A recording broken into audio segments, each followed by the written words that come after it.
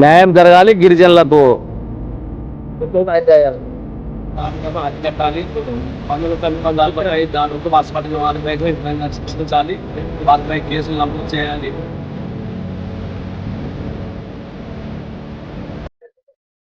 ముందుగా మీడియా మిత్రులకు నమస్కారం. నా పేరు రాగిరి చంద్రప్ప, రాష్ట్ర అధ్యక్షులు ట్రైబల్ స్టూడెంట్ ఫెడరేషన్. ఇవాళ కర్నూలు నగరంలో మీడియా సమావేశం ఏర్పాటు చేయడానికి ప్రధాన కారణం, ఏదైతే పందుల యజమానులు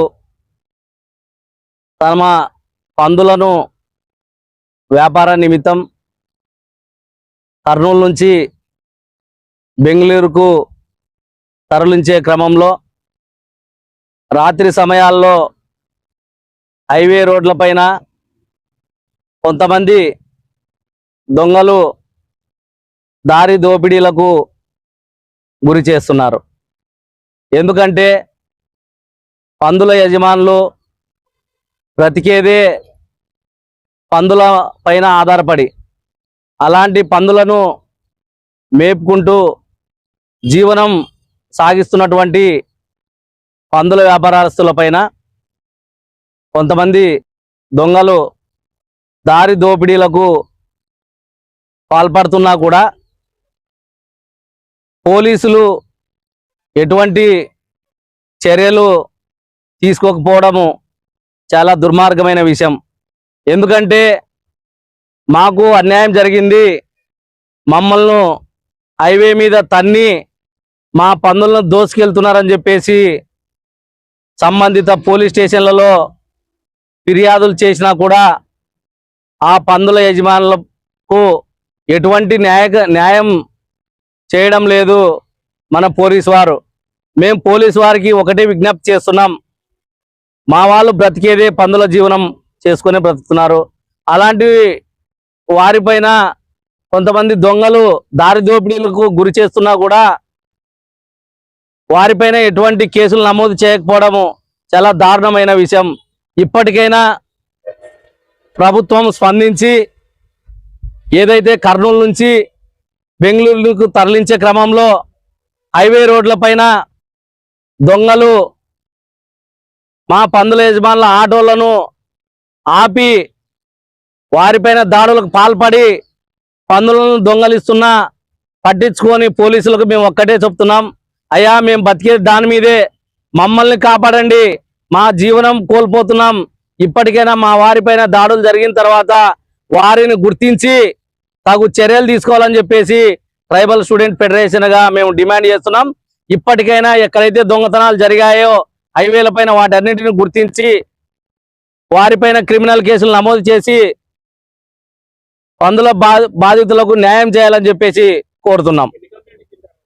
ఇప్పటి వరకు దాదాపు 4 పోలీస్ స్టేషన్లలో కంప్లైంట్ ఇవ్వడం జరిగింది. ఈ సంవత్సర కాలంలో ఏ పోలీస్ స్టేషన్లో కూడా వీరికి న్యాయం జరగలేదు. న్యాయం కోసం పోలీస్ స్టేషన్లకు వెళితే మీరే దొంగ న్యాయాలు అని చెప్పేసి చెప్పి పంపడం, అవి కేసులు నమోదు కాకుండా చూడడం, ఇవి చేస్తున్నారు. కాబట్టి పోలీసు వారికి మేము ఒకటే విజ్ఞప్తి చేస్తున్నాం, మావి దొంగతనం జరిగిందని చెప్పిన తర్వాత అక్కడే ఉండి హైవేల మీద వచ్చి వారికి న్యాయం చేయాల్సినది కూడా పోలీసులే, కాబట్టి వారికి న్యాయం చేయాలని చెప్పేసి కూడా పోలీసు వారిని మేము విజ్ఞప్తి చేస్తున్నాం. నేను డ్రైవర్ సార్. నేను ఆ రోజు హైదరాబాద్ నుంచి బెంగళూరు లోడ్ ఎత్తుకొని పోతున్నాం సార్. మేము హైదరాబాద్ నుంచి బెంగళూరు లోడ్ ఎత్తుకొని పోతున్నాం సార్. పోతుంటే ఇక్కడ డోన్ మిట్ట మీద 1 గంటలకు సార్ వచ్చి బండికి రప్పును వచ్చేసి బండి గుద్దిరు సార్. బండి గుద్దగానే నేను ఏందనుకున్నా, వీళ్ళు ఏంద్రా ఇట్లా వస్తారని బండి స్లో అయిపోయింది సార్. నాది స్లో అయిపోతే డివైడర్ పక్కన ఆ బండి ఉంది, ఈ పక్కన నా బండి సార్. మొత్తం ఒత్తుకొని వచ్చి మొత్తం కింద పడితే ఏంటంటే సైడ్కి వచ్చేసి సార్ నన్ను రోడ్డు దింపేసిరు. ఒక టైర్ మొత్తం రోడ్డు దింపేసి బండి ఆపేసిరు. బండికి అడ్డం పెట్టి వచ్చి తాళం చేతి గుంజుకురు సార్. తాళం చేతి ఇయ్యలే, నేను తాళం చేతి ఇయ్యినప్పుడే వచ్చి రాయి తీసుకొని పట్టును కొట్టేసిరు సార్. ఇక్కడ కొట్టే వరకు నేను బ్లడ్ మొత్తం కారిపోయింది సార్. కారిపోయినా అట్లనే ఆపేసి వీళ్ళు నన్ను కొడుతురని ఇంకో అతను వచ్చి రాడు తీసుకొని ఇక్కడ కొట్టింది సార్. నాకు రాడు తీసుకొని వీళ్ళు నన్ను కొట్టేస్తారని డోర్ తీసుకొని నూకేసే వరకే తాళం చేతి తీసి చెట్లలో వేసిన సార్. అక్కడ వేసిన రోడ్ అవతల. వీడు నా కొడుకు డ్రైవర్ గారు హుషారు ఉండరని వాళ్ళు నాకు 5 మంది నన్ను కలిసి ఇక పిచ్చి గానం కొట్టిరు సార్. నన్ను ఇక ఎక్కడ పడితే అక్కడ మామూలు కొట్టలేదు సార్. ఇక నేను ఎక్కడ దెబ్బలకు తట్టుకోలేక రోడ్డు మీదకి వెళ్ళి పక్కన వెహికల్స్ పోతుంటే ఆ రోడ్ మీదకి వెళ్ళి అందరు అన్న ఆపురన్న నన్ను కొట్టి చంపేస్తురని అంటే ఇద్దరు ఒక వాల్వో బస్ ఆగింది సార్. అక్కడ ట్రావెల్స్ బస్ ఆగిరు. ఆ బస్సుని అరే నా కొడుకలా ఆపకూరని రాళ్ళు తీసుకొని ఆ బస్సుని సైడ్ మిల్లర్ వలదింగిరు సార్ వాళ్ళు దొంగలు. నన్ను కొట్టంగా ఆపకూరని వెళ్ళిపోండి అని వేరే వెహికల్స్ కారోళ్ళు ఇట్లా 2-3 ఆపిరు. వాళ్ళని ఇంత కొట్టి తరిమిచ్చిరు. ఇక వాళ్ళు ఇక మా మామని కొట్టి కిందేసిరు. ఇక కొట్టి కింద మేము వెళ్ళి అంత దూరాన పోయి నాకు బ్లడ్ కడుతుంటే నా చేతన కాకుంటే నేను డివైడర్ మీద పడిపోతే నేను మా ఫోన్లన్నీ గుంజుకోరు. నేను బండి దగ్గర పోయి ఏం చేస్తారని చూడడానికి పోతే సీసాలు తీసుకొని కొడుతురు సార్ వాళ్ళు. థమ్స్అప్ సీసాలు సోడా సీసాలు ఉన్నాయి అలా తాన కట్టెలు తీసుకొని రాళ్ళ వేసుకొని కొడుతురు సార్. ఇక నేను పడిపోయినా మా మామ పడిపోయిన బండి రివర్స్ పెట్టి లోడ్ చేసుకొని పోయారు సార్. మాది 2,80,000 మాల్ పోయింది సార్. సార్ మాది దెండి నల్గొండ డిస్టిక్. నేను వ్యాపారం ఇబ్రపట్నం ఏరియాలో చేసిన బండి అక్కడనే మా అల్లుంది ఉంటుంది. ఆ లోడ్ తీసుకొని 1 గంటలకు డోర్ చెడావు ఎక్కుతున్నాం. డోర్ చెడావు ఎక్కుతుంటే బండి వెంకంగా వచ్చి మమ్మల్ని అటాక్ చేసి బండి నిలబెట్టి బండి కట్టం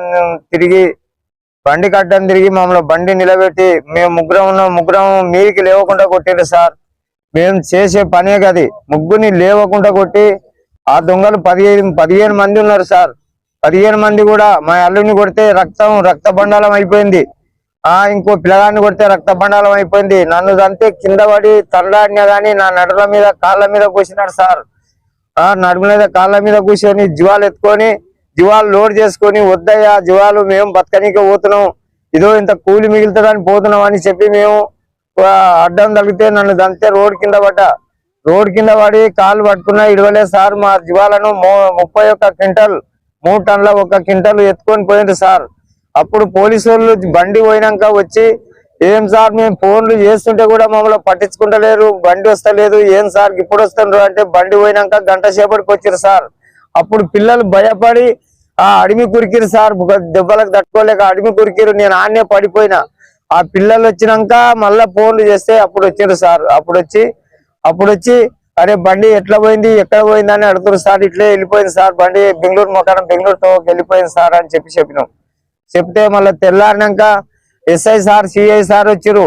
మేము అన్ని రాసుకున్నారు, పంజనామా అంతా రాసుకొని ఏమంటారు సార్ వాళ్ళు మేము ఫోన్ చేస్తాం మీకు చెప్తాం పో, సోమవారం చేస్తాం పో, మాకు జరిగింది శుక్రవారం అన్నాడు. మాకు సోమవారం అన్నాడు మీకు ఫోన్ చేస్తాము మీరు రావాల్సి ఉంటే మేము రమ్మని చెప్తాం రాండి అన్నాడు. సోమవారం లేదు, ఇంతవరకు శుక్రవారం లేదు, మళ్ళీ పిలిచింది లేదు, మమ్మల్ని రమ్మన్నది లేదు సార్.